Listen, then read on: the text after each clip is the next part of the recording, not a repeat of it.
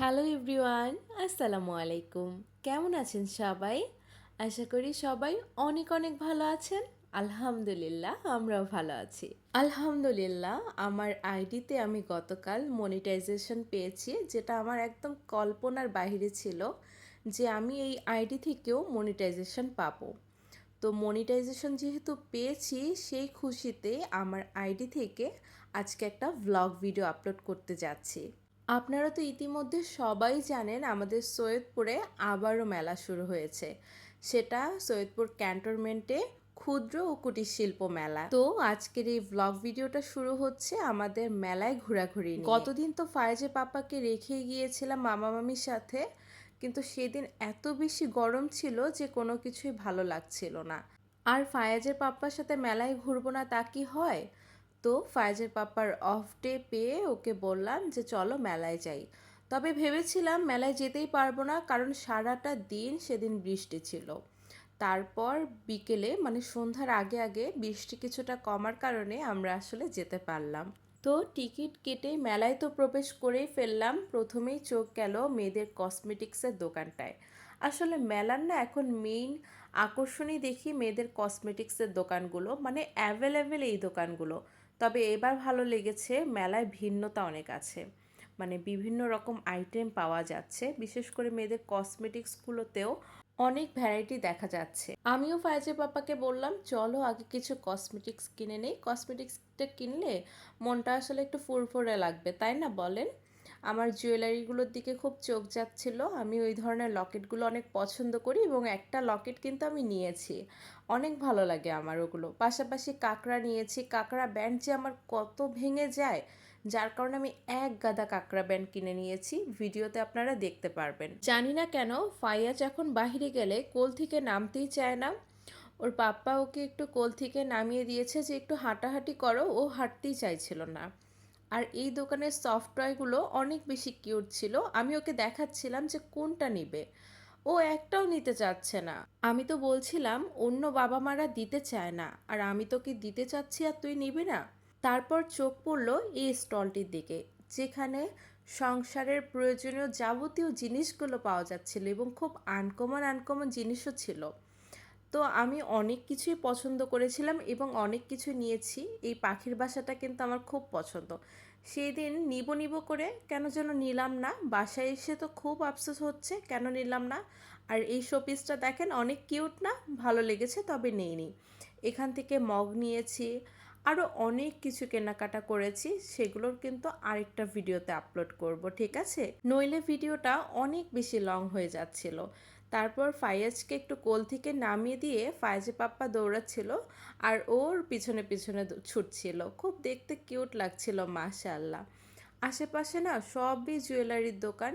তারপর একটা জুয়েলারির দোকানে ঘুরতে ঘুরতে এই সিলেটটা পছন্দ হলো আমার। এটা আমি অনেক দিন থেকেই বাবুর জন্য নিতে চাচ্ছিলাম, কিন্তু নেওয়া হচ্ছিল না। আজকে চোখে পড়ে গেল, তো ফায়েজের পাপাকে বললাম না এটা নিয়ে নাও, এটা খুব সুন্দর এবং কাজের জিনিস। বিশাল জায়গা নিয়ে এই মেলাটা করা হচ্ছিল, অনেকগুলো স্টল ছিল।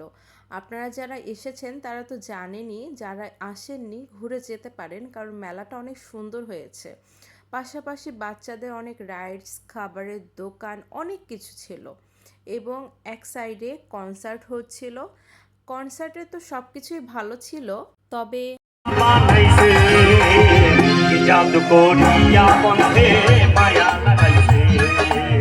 এই যে অতিরিক্ত সাউন্ড, যেটা আমি একদমই পছন্দ করি না, আমার খুবই বিরক্ত লাগছিল যখন অতিরিক্ত সাউন্ড দিয়ে ওরা গান বাজনা করছিল। হ্যাঁ, মেলায় গান বাজনা হবে, কিন্তু এত বেশি সাউন্ড, যেটা আসলে আমার ব্যক্তিগতভাবে একদম ভালো লাগে না।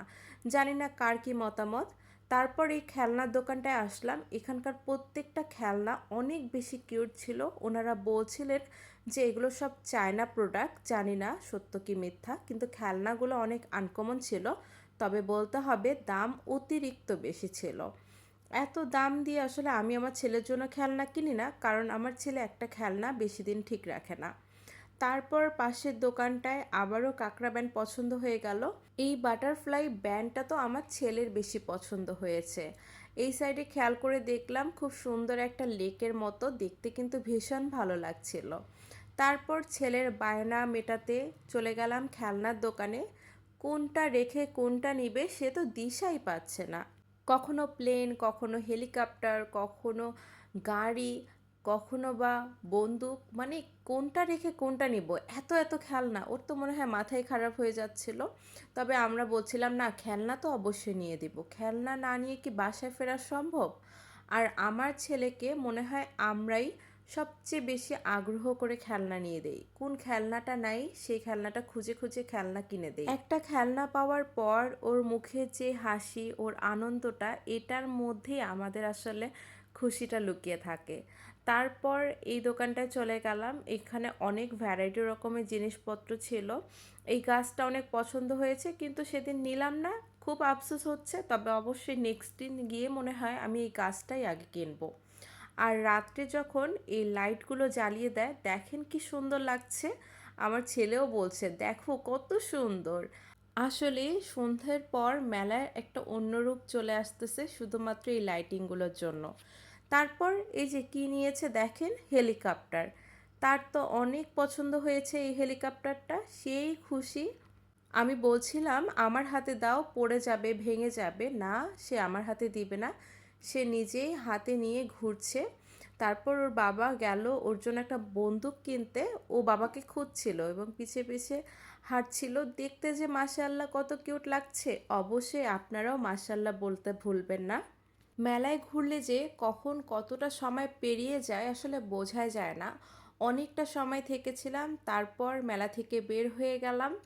আজকে এই পর্যন্তই, সবাই ভালো থাকবেন। অবশ্যই আমার ভিডিওটা লাইক, কমেন্ট, শেয়ার করতে ভুলবেন না।